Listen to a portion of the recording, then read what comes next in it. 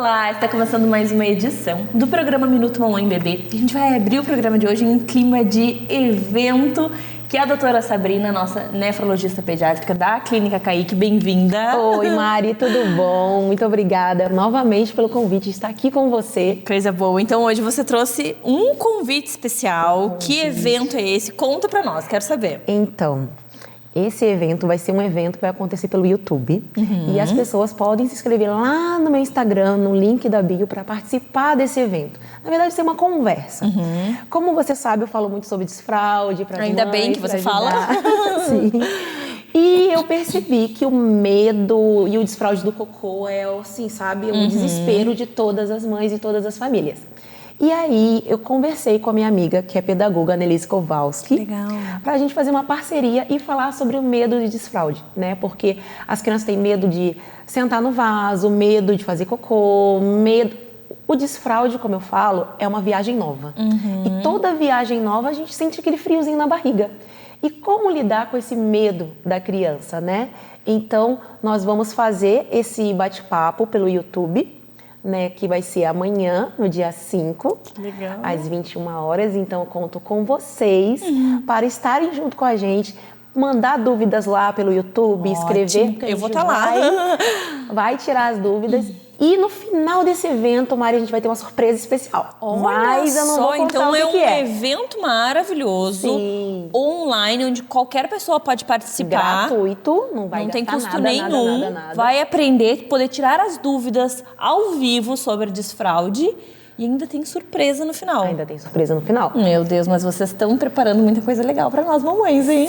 Sim. A ideia é ajudar, né? A gente sabe que levar conhecimento é muito importante. Porque se você sabe o que está acontecendo com o seu filho, você fala, opa, eu posso debater a sociedade que fala que essa criança tem que desfraudar, não tá velha, tem que desfraudar logo. Você, peraí, não, eu aprendi que não é bem assim, eu posso fazer um desfraude gentil com meu filho, eu posso melhorar a alimentação dele para que as fezes sejam mais pastosinhas e que não doa, então não leve dor para esse desfraude do cocô. Então, são detalhes que a gente ensinando para as mães, elas vão, opa, isso vai me ajudar, né? E a ideia é fazer um círculo de mães que saibam mais sobre desfraude. Daí essas informações vão sendo disseminadas também. Isso. Uma vai contando para outra e a gente vai parar de fazer um desfraude não respeitoso, né, para as crianças. Traumático, né, Sabrina?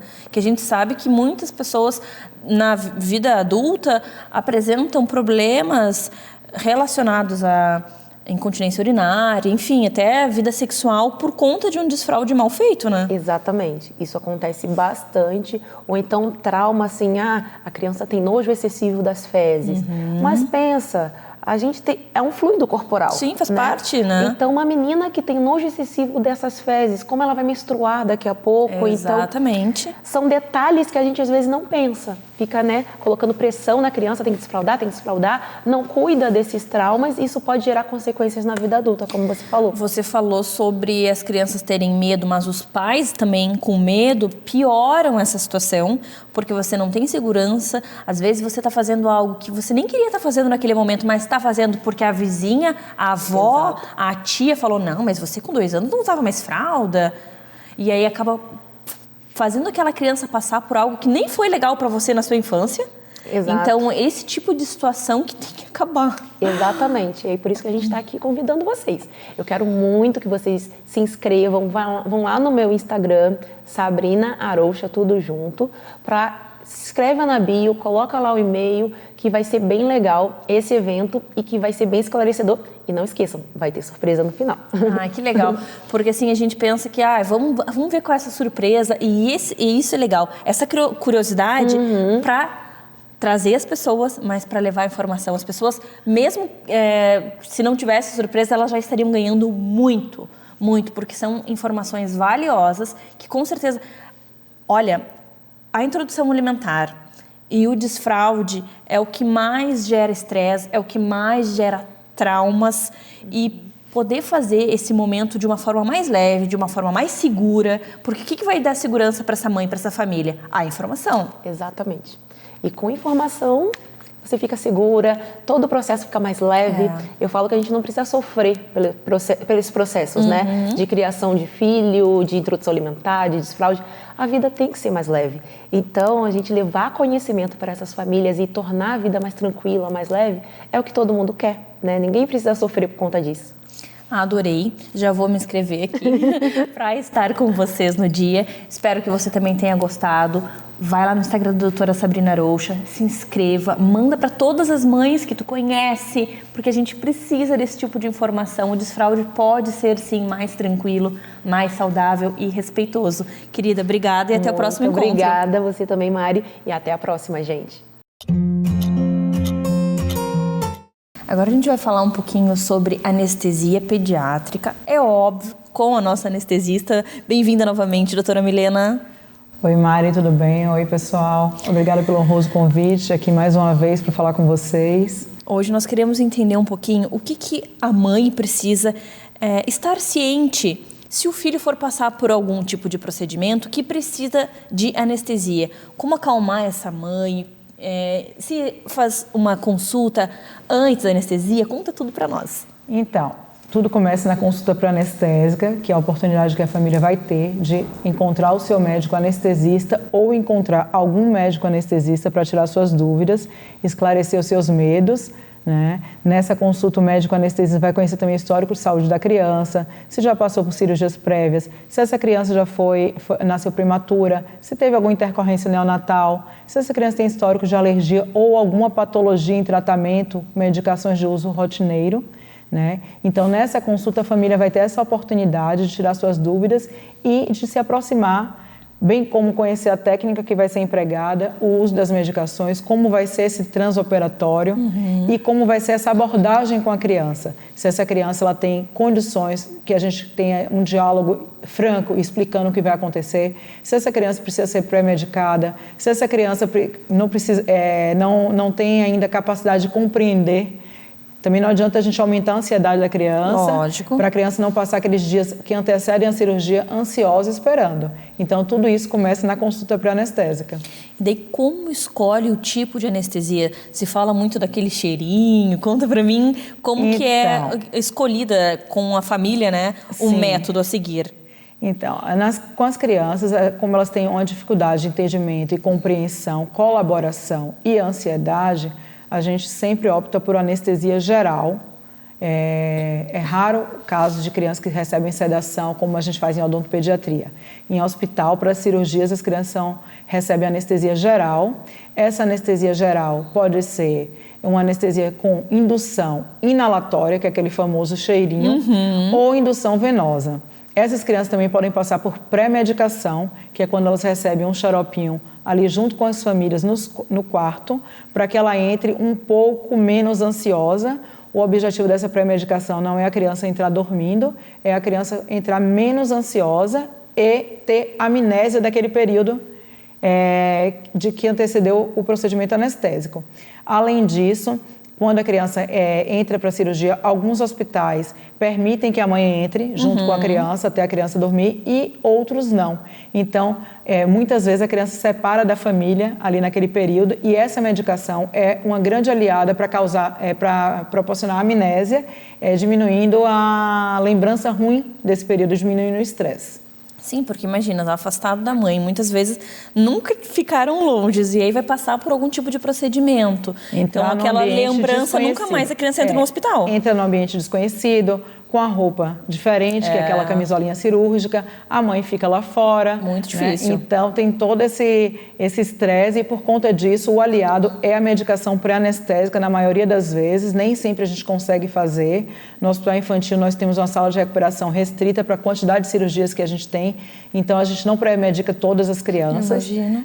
Então essa separação sempre gera muita ansiedade, não só para os pequenos quanto para os pais. Lógico. E o aliado a isso é um anestesista treinado, no qual ele vai conversar com a criança, explicar o que vai ser feito, uma conversa franca, olhando no olho, de preferência da altura da criança, para diminuir a ansiedade. Esse anestesista ele não vai subestimar a capacidade de entendimento da criança, então não precisa falar palavrinhas. A gente, de uma forma lúdica, vai tentar explicar o que vai passar com carinho e atenção e respeito. Mas é diferente ser um profissional já treinado para trabalhar com crianças. Sim. Porque tem uma abordagem diferente, né, Milena?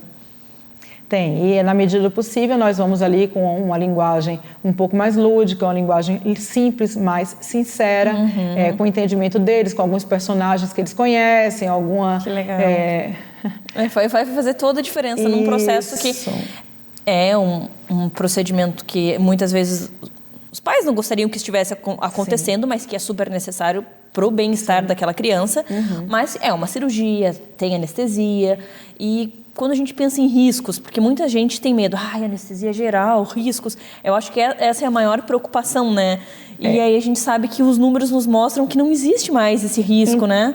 Na verdade, assim, um paciente que tem um coração saudável e que está em jejum, no caso das cirurgias eletivas, nossos riscos de complicação são ou reações alérgicas, e isso depende de cada criança, do histórico, ou a gente é um pouco econômico nas medicações, porque as crianças foram um pouco expostas à medicação. Claro. Né? Então a gente não sabe se tem alergia ou não, mas o anestesista está ali treinado para, caso aconteça uma reação, tratar imediatamente.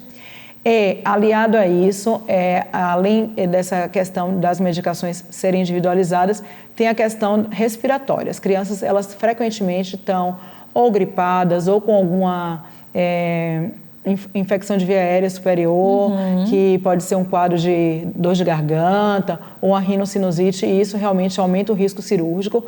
Portanto, as crianças doentes ou que a gente identifica no exame físico alguma patologia de via aérea, essa cirurgia ela é protelada de 15 a 21 dias para a segurança do paciente. Isso a gente está falando de eletivas. Nas urgências, eles são submetidos à anestesia geral mesmo assim, como risco e benefício se equivalem. O médico está treinado para tratar as intercorrências que podem acontecer, que são falta de ar, um broncoespasmo, né, ou um laringoespasmo ali no despertar. Então, essas são as intercorrências mais comuns. Nossa, adorei. Obrigada por dividir tanto conhecimento, por acalmar os nossos corações de mães. Então, se o seu filho vai passar por algum procedimento agora, você já tem um pouquinho de conhecimento. E se você quiser entender um pouquinho mais, vai lá no Instagram da nossa querida anestesista pediátrica, a doutora Milena Hall, que lá você encontra muita informação. E é claro, espero que você tenha gostado e muito obrigada pela sua participação.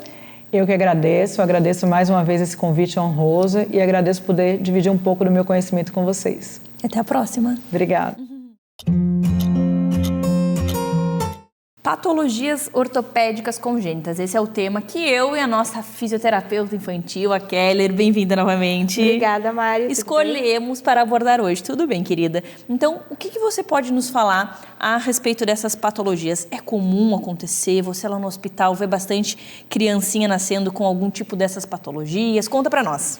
Sim, é bastante comum, né? É um tema que assusta um pouco as famílias, Sim. Principalmente no período gestacional. Verdade. Né? Todo mundo fica pensando, será que vai estar tudo bem? Será que está bem formadinho o meu bebê? Né? Mas as patologias ortopédicas congênitas são bem comuns. Cerca de 2 a 3% das crianças apresentam alguma deformidade do sistema locomotor ao nascimento. Algumas dessas deformidades, elas podem ser identificadas já durante o período gestacional e algumas só vão ser identificadas durante o desenvolvimento da criança. Quando a gente pensa em identificar essas patologias durante a gestação, já dá uma, não digo tranquilidade, mas uma segurança para essa mãe que não vai se assustar quando nascer o bebê. Eu te falo isso por experiência própria, pois o meu irmão nasceu com pé torto congênito e nós só descobrimos quando nós vimos o bebê. Isso. Quando a gente descobre na gestação, a gente já se prepara, já sabe que a criança vai nascer com pé torto, já procura ortopedista, já estuda sobre o assunto, já facilita. Embora não seja possível intervir, né, durante o período gestacional, mas é bem importante esse diagnóstico precoce para essa família se preparar psicologicamente também, apesar de não serem condições graves, né, são condições facilmente reversíveis. Sim. Na maioria dos casos não necessita de correção cirúrgica, mas é importante essa família estar já bem esclarecida, bem orientada, bem acompanhada pelos profissionais, já terem até escolhido os profissionais que vão acompanhar essa criança depois, né, durante o desenvolvimento. Sem dúvida. E quando a gente fala nessas patologias, quais são as mais comuns que vocês encontram? Bom, nós temos as duas mais comuns, que são o pé torto congênito e o torcicolo congênito, né? Vou falar aqui um pouquinho sobre cada uma. Bom, o torcicolo congênito, ela é caracterizada por uma deformidade na região cervical, que é do músculo esternocleidomastoideu, que é esse músculo aqui que a gente tem no pescoço, e a criança apresenta um posicionamento em flexão, inclinação e rotação da cabeça. Não existe uma causa específica, né? Ela pode ser de causa idiopática, não tem uma causa definida, mas existem algumas condições que podem estar relacionadas à incidência dessas patologias ortopédicas. Pode ser algum trauma durante o trabalho de parto, algum mau posicionamento fetal durante o período de gestação e também a presença de um pequeno tumor na região cervical, benigno, não é um tumor de gravidade, e ele tende a ser reabsorvido pelo próprio organismo e a desaparecer assim logo nos primeiros meses de vida. Interessante. E aí, como que entra a fisioterapia nessas patologias, Keller? E o pé torto congênito também é a mais comum de todas as patologias ortopédicas congênitas. É caracterizado pela uma deformidade em flexão do pé, que a gente chama do pezinho equino, né? E também em inversão. O pé torto congênito, ele geralmente envolve as estruturas, tanto os ossos, quanto as partes moles, os músculos, os ligamentos, os tendões. Também pode estar relacionada a má posição do feto durante o período gestacional, a condições genéticas, hereditariedade, no caso de ter mais casos de pé torto congênito na família, a consanguinidade entre os pais também, e o uso também de algumas drogas, né, alguns medicamentos durante o período gestacional, a exposição à radiação. E, então, essas condições podem aumentar, né, a incidência, a chance de uma criança desenvolver o pé torto congênito, e também pode ser uma causa idiopática. Algumas mães não foram expostas a nenhum tipo de trauma e nenhum tipo de condição prévia, e mesmo assim a criança pode nascer com essa patologia. Correção pode ser tanto cirúrgica quanto conservadora, o tratamento. A maioria dos casos não é a necessidade de intervenção cirúrgica, mas existem alguns tratamentos conservadores que existem a necessidade de uso de órteses e também de gesso. Vivi bastante, sei bem como é. E aí me fala como que entra a fisioterapia nessas patologias. Bom, independente do tipo de tratamento, da conduta de tratamento a ser adotada, se vai ser cirúrgica ou não, é muito importante o acompanhamento do fisioterapeuta em todas as etapas do tratamento, né? A intervenção deve ser o mais precoce possível para a gente aproveitar a maleabilidade dos tecidos, né? Enquanto as crianças têm mais flexibilidade, é mais fácil, né? E mesmo no caso de haver necessidade de intervenção cirúrgica, o fisioterapeuta vai atuar no pré-operatório, preparando essas estruturas para a cirurgia, fortalecendo, alongando, mobilizando essas estruturas de forma adequada na preparação para a cirurgia. No pós-operatório também, o fisioterapeuta vai atuar em todas as etapas ali da reabilitação, no treino de marcha, de equilíbrio, nas orientações para os familiares, né, de como estimular essa criança em casa, e também na prevenção de patologias futuras, do agravamento, né, desses casos. E essa intervenção precoce pode sim prevenir o agravamento, facilitar a correção e até evitar uma cirurgia. Olha só que sensacional, como o fisioterapeuta pode ser tão incrível ao ponto de não ter que passar por uma cirurgia. Keller, adorei. Obrigada. Muito obrigada por todas as informações e até o próximo encontro. Até a próxima. Agora a gente vai falar sobre aquele assunto queridinho do momento, LPF. É claro, com a nossa personal maravilhosa, Tati Boing. Bem-vinda novamente, meu amor. Obrigada. Tati, o que tu tens de novidade para falar sobre a LPF? Tu tá lançando um curso, tem curso? Conta tudo para nós. A gente teve agora o lançamento do Mãe de Elite, foi o último que fez muito sucesso. E fomos então para o Low Pressure Fitness, que a mulherada realmente pede muito o LPF, né? Acho que pela praticidade, pela facilidade de se praticar em 5 minutos, mas mais do que isso, hoje em dia todo mundo está percebendo que vai muito além da técnica da barriga negativa, né? Benefícios de saúde mesmo. Pessoas que buscam tratar sintomas como síndrome do ovário policístico, a diástase que a maioria das mulheres tem, até questões como infertilidade, incontinência urinária, endometriose. Vai bem além do estético, né, Tati? Isso, vai muito além do estético. E que bom que hoje em dia todas as pessoas estão conseguindo perceber todos esses benefícios do LPF e não só a questão estética, né? E daí me conta sobre esse curso, como é que a gente faz para adquirir, como é que a gente assiste, quantas aulas são, o que tem nele, conta tudo para nós. Então, as aulas que eu vou lançar agora é só do LPF mesmo, do Low Pressure Fitness, né? Eu fiz agora a última formação, fiz em junho, então eu sou a primeira professora do sul do Brasil e a segunda única professora do Brasil com essa técnica do LPF Geometry. Então, estou lançando turmas, tanto online quanto presenciais, e nessas turmas a gente aplica também essa parte da técnica, essa certificação que eu fiz agora de LPF Geometry. Então, são níveis que a gente vai avançando. Então, para a gente ir caminhando para essa técnica mais avançada, eu preciso de pelo menos 12 aulas. Né? A gente vai caminhando, começamos com nível 1, nível 2, nível 3, até chegar no Geometry. Então, são 3 meses, uma vez por semana, a aula que dura em torno de 45 minutos. Essas aulas, como eu te falei, presenciais e online. No online eu fiz em vários horários, porque felizmente eu tenho muitas alunas fora do Brasil, então eu tive que adaptar alguns horários também, tanto no horário da manhã, na parte da tarde e da noite para essas turmas online. Mas tem um número limite, porque eu preciso realmente analisar a postura de cada uma e perceber o que cada uma necessita. Porque o LPF, além de tratar todas essas questões que eu te falei, ele também trata pessoas com sintoma de ansiedade, de depressão. Então, dependendo da postura que eu coloco aquela pessoa, essa ansiedade, essa angústia, ela sai. Então, eu preciso observar e olhar como que cada pessoa vai reagir àquela postura. Se não for uma postura que ela não se sente bem ou que ela começa a chorar, isso já aconteceu. Olha só, Tati. Sim, de liberar os traumas, as emoções também. Então eu preciso analisar, observar e de repente retirar aquela postura. Por isso que é uma turma menor.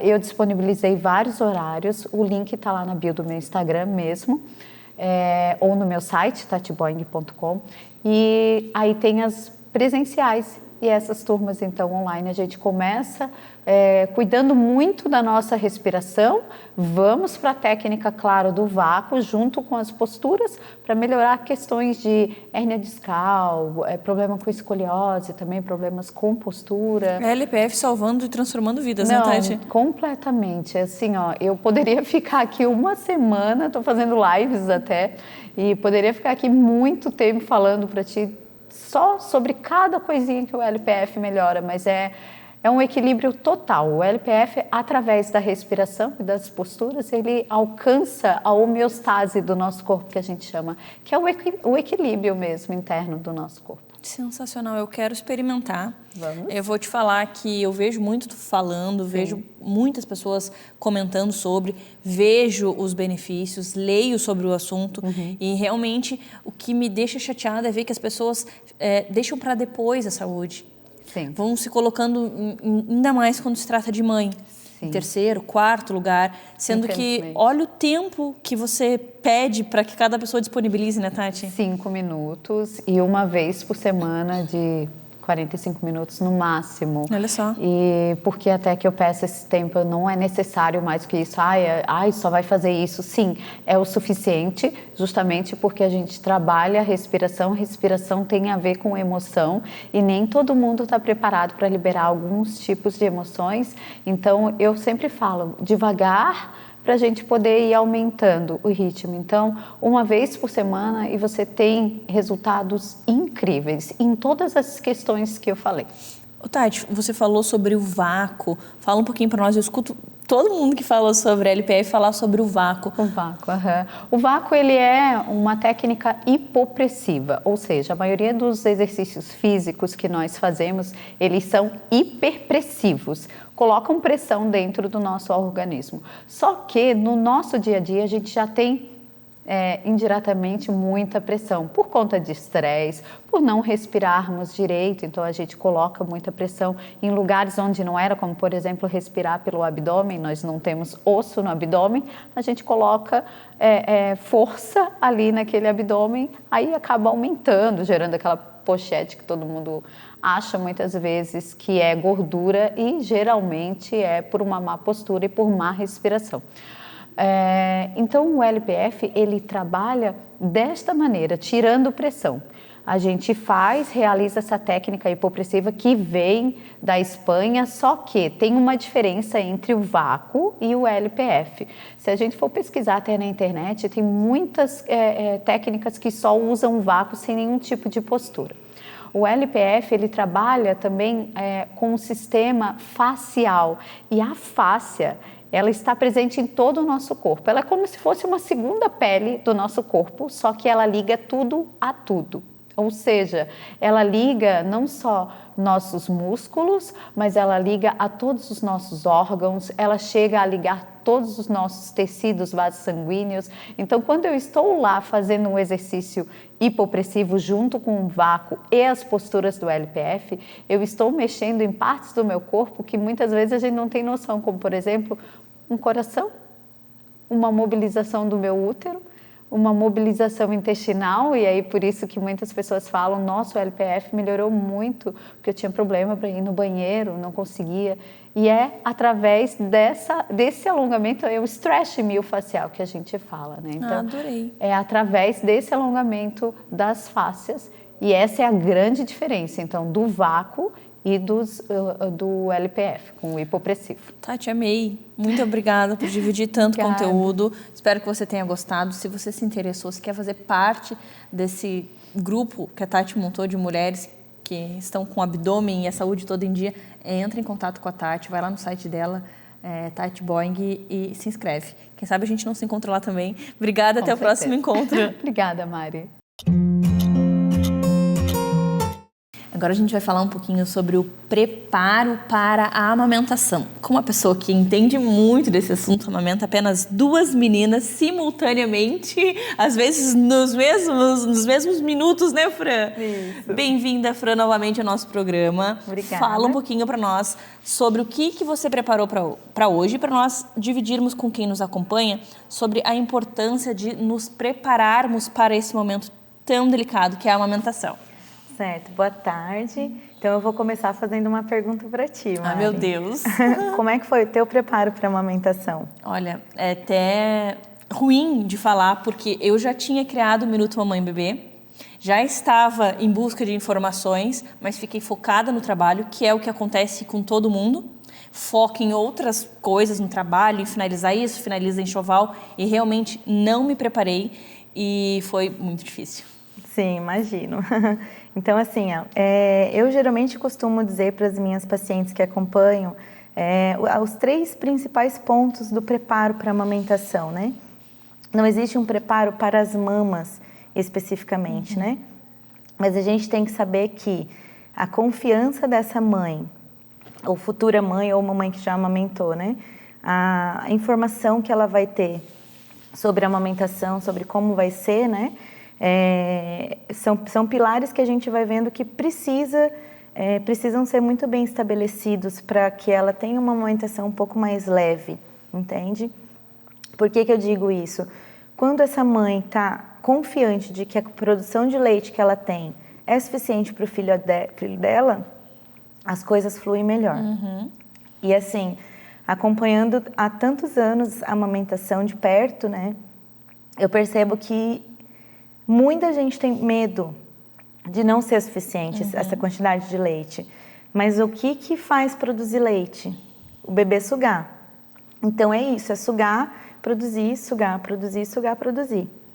Entende? Então, ela precisa confiar no corpo dela, de que ela vai dar conta, de que está tudo certo, acompanhar, né, com pessoas que são pró-amamentação e sempre buscar ajuda quando necessário. Então, são as 3 fontes que eu acho bem importantes. Informação, a busca da ajuda quando necessário e essa questão da confiança no corpo mesmo. E é justamente tudo que não temos. Sim. Vamos para a maternidade sem informação. Saímos também sem informação, porque não por conta dos profissionais não terem nos passado, mas por conta do turbilhão que está à nossa mente e não conseguimos assimilar, porque não é nesse momento que a gente deveria estar aprendendo, é durante a gestação. E aí a confiança acaba, e aí buscar ajuda é sempre uma coisa, ai, mas a minha vizinha conseguiu, mas como que eu não vou conseguir? Não, mas então dá a fórmula que é mais fácil e acabou tudo isso, esse sofrimento. E aí a gente não busca ajuda, e aí que estraga tudo, né, Fran? Desanda, né? Desanda. Então, assim, tem muitas pesquisas recentes que mostram que aquela criança que chegou a necessitar de uma quantidade pequena, assim, de fórmula durante o período da maternidade, é uma criança que possivelmente, se cruzar no caminho de pessoas que não são pró-amamentação, pode ser que essa mãe já perca essa confiança lá na maternidade. Então, ela vai ser uma mãe que vai estar mais frágil. Entendeu? Então, esse empoderamento dessa mãe tem que existir desde sempre. Então, assim, vão vir pessoas dizendo que o leite é fraco, que o nenê está chorando porque está com fome e esse leite não está suficiente, né, Mari? A gente deve ter passado por isso também, né? Acho que todo mundo passa, né? Então, assim, se você sabe, tá munida de informação, tu consegue simplesmente rebater esses mitos, né, que existem em torno da amamentação. E aí consegue ter levar com mais leveza essa parte, né? Fácil não é. Nenhuma amamentação é fácil, nenhuma, no reino animal. Tendo todas as informações do mundo. Exatamente. Não é fácil, porque você não sabe como que vai ser com você, se o leite já vai descer, enfim, é muita coisa. Como é que se o bebê vai ter força, se o bebê vai ser preguiçoso para mamar, se você vai ter que dar uma batidinha no bumbum para ele acordar e não dormir no TT na hora de mamar. Então, é sempre um desafio, né, Fran? Sempre um desafio. E estamos falando também da orgânica, né? A causa orgânica, assim, a mãe precisa dormir, ela precisa descansar, ela está num momento de tanta fragilidade hormonal, né? Psicológica, ela precisa de descanso, precisa de ajuda, precisa de rede de apoio, né? Então, essa mãe precisa dar informação antes para poder se preparar para esse momento que é tão importante para o nenê, né? A amamentação, ela tem benefício para essa criança até quando a criança já for um idoso de 100 anos. Imagina, vale muito a pena. Vale muito, vale cada minuto. E aí, deixar a falta de informação, de conhecimento e os pitacos alheios acabarem com isso, é um prejuízo gigantesco, né, Fran? Sim, é. A gente vivencia muito isso, né, Mari? Muito. Acho que de todas as pessoas que a gente conhece que amamentam, alguém já falou alguma coisa, sem dúvida, algum mito e não foi legal, desmotivou, né? E a gente não precisa disso nesse momento, né? Exatamente. E algo que acontece muito, assim, ó, quando a mãe, ela tá passando por dificuldade ali no começo, que a gente sabe que dói, você quer uma palavra de apoio. E a pessoa que está do teu lado, ela te falar assim, corta esse sofrimento, para que tu vai passar por isso? Dá uma mamadeira. Isso não é apoio, a mãe não quer desistir. Isso. E quando você tem ao seu lado pessoas que eu entendo que as pessoas que estão ali, elas estão com pena daquela mãe, mas 2, 3 dias para acertar a pega, para fluir. E é nesse momento tão precioso que a gente precisa dessa ajuda, de conselhos e pessoas que ajudem a gente a conseguir amamentar. Não fazer com que esse sonho vá por água abaixo, leite abaixo. Literalmente, né? Então, tu pegou bem no ponto certo, assim, que eu ia comentar, que eu tenho vários pacientes que tiveram essa vivência de que chegaram num auge de dor, de estresse, de produção, de engurgitamento. E o esposo, a mãe, a sogra, por que você não dá uma fórmula? Dá uma fórmula. Na verdade, o que ela quer ouvir é um apoio. Calma, já vai passar, vai dar tudo certo, vamos buscar ajuda juntas, né? E assim a gente começa a resolver os problemas que existem em relação à amamentação, né?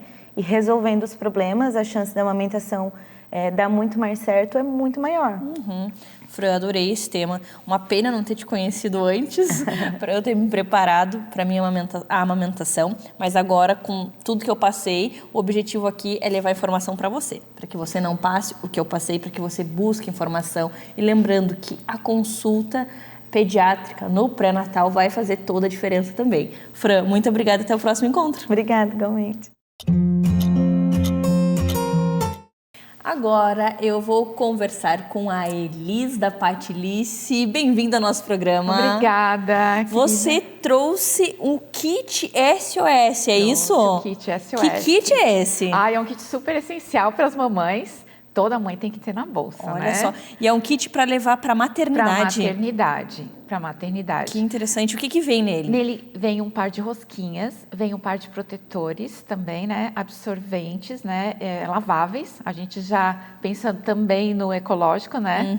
Que legal. Não usar muito descartável e tal, porque o meio ambiente agradece. É verdade. E também um extensor, né? Qual é a mãe que não precisou um dia na vida usar um extensor? Nem precisa ser mãe. Eu acho que qualquer mulher, mas nessa época muda muito. O tamanho, assim. Tu dorme com o peito de um jeito e acorda com outro, porque o leite vem e daí muda o tamanho, enfim. E realmente é super importante. E daí eu queria que tu falasse um pouquinho para nós sobre esses produtos, todos vocês que produzem. Nós produzimos. E aí me conta um pouquinho, vocês têm rosquinhas de diversos modelos, formatos, conta para nós. Não, na verdade nós trabalhamos com um modelo de rosquinhas em cores diferenciadas, tá? Então a gente tem azul, tem essa de poá, tem xadrezinha, que amor. Tem várias. E aí vem mais rosquinhas agora, que a gente está produzindo mais rosquinhas ainda com vocês outras não param, estampas. Né? Vocês não param. E daí os protetores, todos nesse tamanho, nesse formato? Nesse formato, a gente tem cores diferentes, mas todos 100% em algodão. E dentro ele tem uma esponjinha, né? Essa esponjinha ela absorve o leite, o que faz que não dê fungo na mama.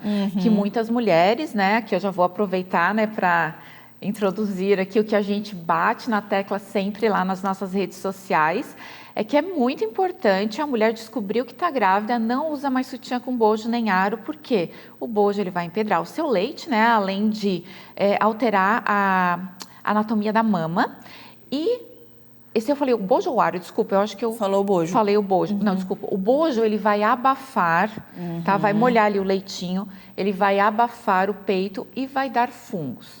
O aro é que vai empedrar o leite da mamãe. E sabe que assim, ó, eu já conversei com várias mulheres, né? Principalmente de segunda, terceira viagem, aí a gente passa essa informação e elas falam, poxa, foi por isso que aconteceu lá na primeira gestação e eu nem me toquei, eu não sabia. E aí muitas compram o sutiã com bojo justamente porque, eu quero meu peito mais empinadinho e tal. Quando não, né, não se tocam também, né? Nunca ninguém falou isso para elas, né? Como é que elas vão saber que é extremamente prejudicial. Ainda bem que vocês vêm trazendo essas informações e batendo e produzindo. Porque assim, o que acontece? Que eu noto e que eu sentia muita vontade de usar outro tipo de sutiã. Porque o sutiã de amamentação, ele é feio. Ele é feio. Ele é feio, ele é bege, ele é um tecido estranho. Os outros sutiãs, eles têm rendinha, eles são bonitos, eles têm várias estampas. E quando eu conheci vocês, eu não acreditei que era sutiã de amamentação. Porque vocês fazem algo incrível. Vocês colocam renda, vocês fazem umas estampas bonitas, vocês nem trabalham com bege, para começo da história, né? Não. E deixa eu te contar algo muito engraçado que aconteceu essa semana, 3 dias atrás. Foi um casal lá na empresa, né, que a gente só atende com hora marcada, né? Mas eles estavam passando, eu vou aqui, né? Como eles eram da ilha, a gente atendeu, né? E aí, o marido junto, acho muito engraçado quando isso acontece, o marido falou assim, bom, a gente está procurando sutiã de amamentação. Daí eu falei assim, é difícil de encontrar? Ele assim, difícil de encontrar? Não, o difícil de encontrar é um bonito.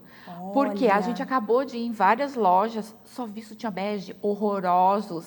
Aí ele que escolheu o sutiã pra Olha, que esposa. legal! Aí assim, eu tinha um marrom, né? Aí ele falou assim, ai não, eu quero esse azul, esse preto e esse rosa dela. Ai, tá bom. Ela adorou também, né? Que Mas ela legal! ficou surpresa, sabe? Óbvio. Como ele gostou do sutiã. E como você falou assim, ó, sutiã de renda até encontra. Agora, sutiã de renda que sustente Exatamente. faz uma diferença. Né? Porque Então, assim, a gente tem o bojo e sabemos que não é legal, que faz mal, não só para a mulher que está grávida, que está dando de mamar. O bojo em si, ele não é algo não recomendado é para... Sabe que nem o aro, né? Principalmente o aro, né? Exatamente. Pra nenhuma mulher usar aro. Porque ele altera, né, a anatomia da mama e fica ali batendo, o que já não é legal, né? Então, assim, Exatamente. vamos Então, evitar assim, esse tipo de... sabendo que não é legal, a gente fica, mas tá, e que tipo de sutiã que vai sustentar o meu peito, como... E... Até pelo peso, né? Exatamente, porque quando a gente vê ali o aro, parece que ele segura. É. Mas quando eu conheci o sutiã, e eu assim, eu usei sutiã de amamentação mesmo, antes de conhecer vocês, e realmente era terrível. Era, Afeta olha, tanto a autoestima, né? mexe, porque assim, poxa, eu sou mulher ainda, sabe? E daí eu tô com aquele sutiã feio, é muito complicado. E aí, quando eu conheci o sutiã de vocês, realmente ele sustenta, ele abraça a gente, ele é uma coisa assim, ó. Não sei o que vocês fizeram nele, parece que colocaram uma magia, assim, ó. Que eles que a são gente usa lindos os e materiais funcionais. que realmente tem bastante sustentação, né?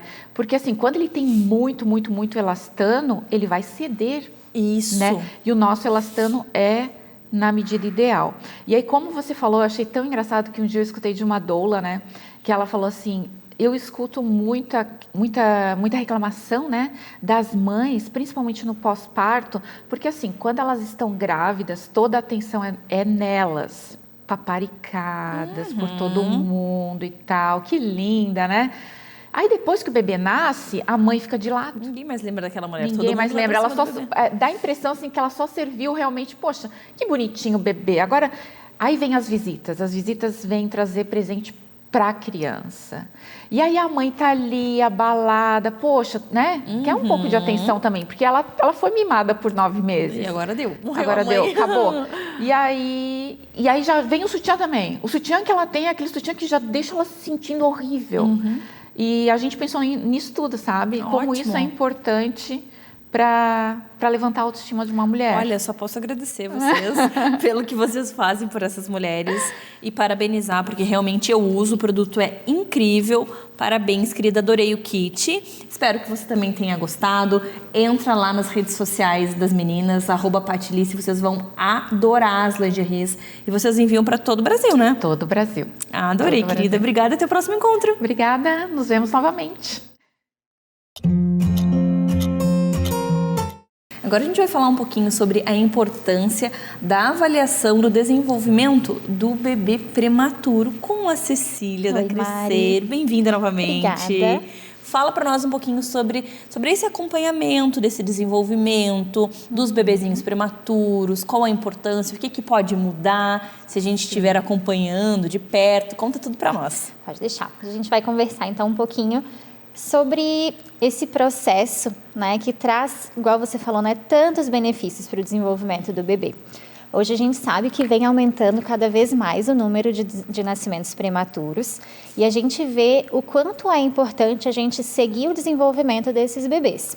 Então, desde o momento que saiu da UTI neonatal, foi para casa, a gente vê que é extremamente necessário, independente de ter tido alguma sequela, de ter alguma hemorragia, alguma anóxia, de acompanhar esse desenvolvimento e, principalmente, né, o ponto-chave, identificar o mais precocemente qualquer tipo de atraso.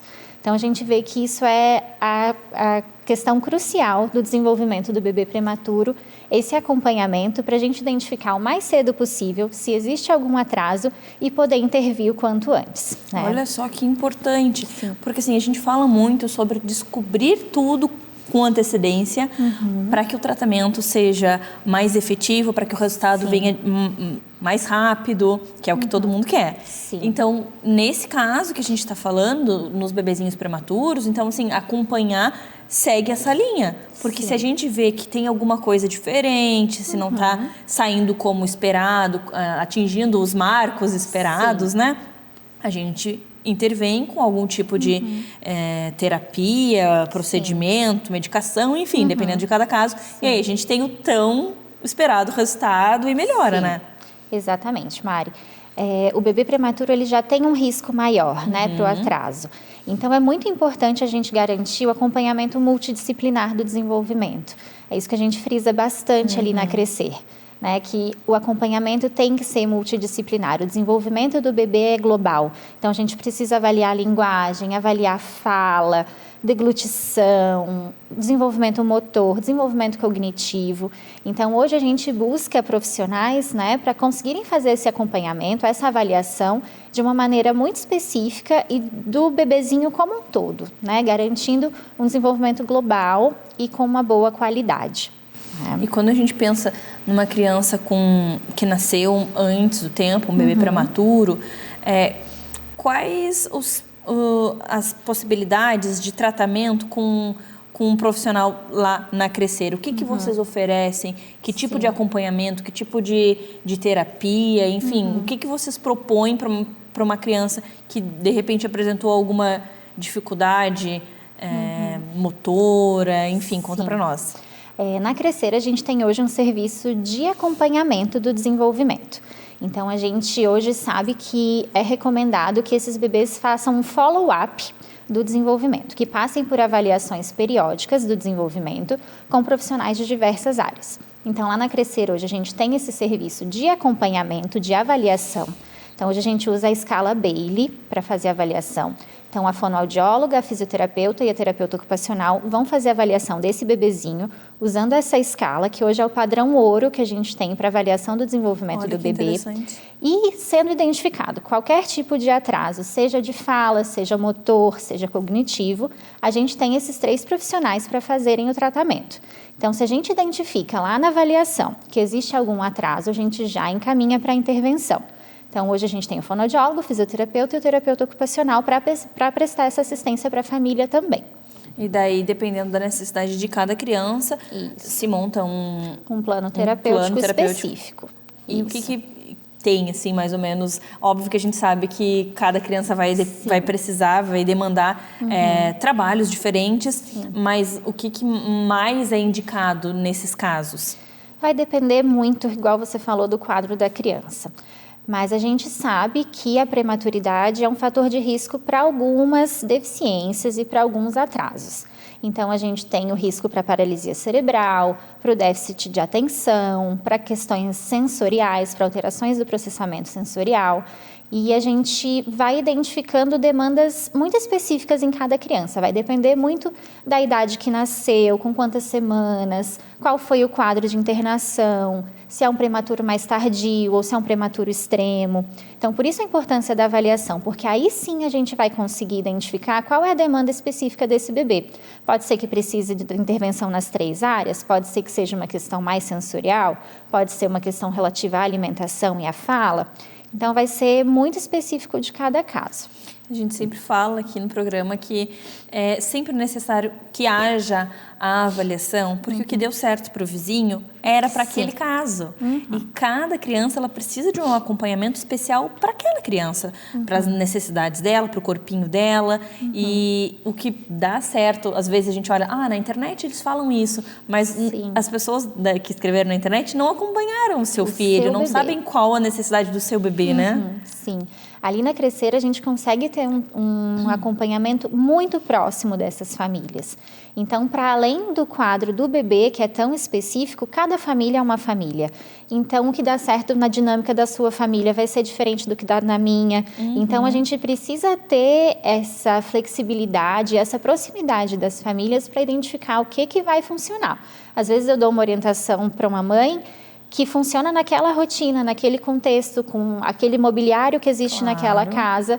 E aí, para outra família, vai ser um processo completamente diferente. Então, é uma coisa muito personalizada. É difícil verdade. a gente generalizar planos de tratamento. Vai variar muito mesmo. Que bacana. Muito obrigada Imagina, por Mari. dividir tantas informações. Eu adorei. Espero que você também tenha gostado. E se ficar com qualquer dúvida, entre em contato com as meninas da Crescer. É só entrar lá no Instagram, digitar @crescer. @crescer. E lá elas vão com certeza te atender, te orientar e fazer o que a gente falou. Montar algum plano, o que for necessário, específico para sua criança, para o seu filho, para sua filha, para sua família. Obrigada, querida, e até o Imagina, próximo. Mari, até a próxima. Obrigada.